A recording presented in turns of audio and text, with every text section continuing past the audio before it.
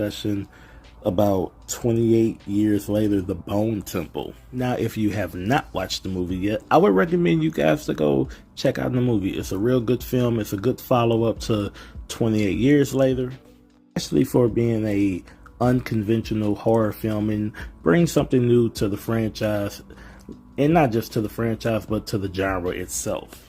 I have a link at the bottom of the screen if you want to listen to my full review and my thoughts on the film.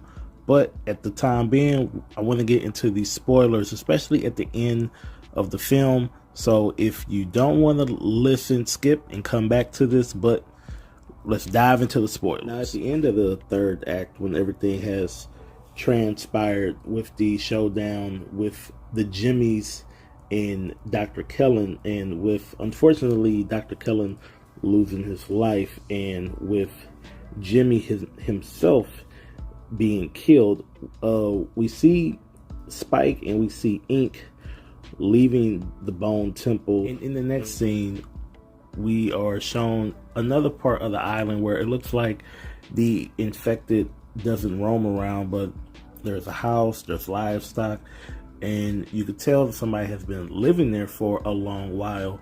And then we see a young girl up in the upstairs area of their home, and she's studying, she's going over history, and you hear a familiar voice in the background, and it's no other than Cillian Murphy, and he's reprising his character Jim from the first 28 Days Later film. And fans of the franchise and people that have been keeping up with the news of these upcoming films knew that he was coming back.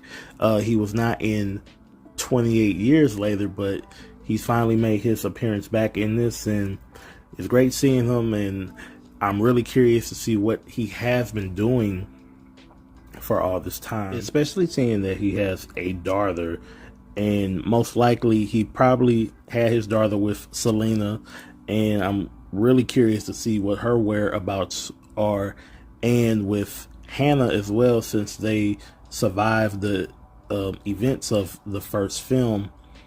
And it's just cool seeing him back within the franchise and just seeing what they're going to do with this third installment. And I want to hear you guys thoughts, feelings, and your theories, what's going to happen within the upcoming film and just within the franchise in general, especially since we're getting Murphy's character back as Jim, and hopefully we get to see all the other characters from the first film as well.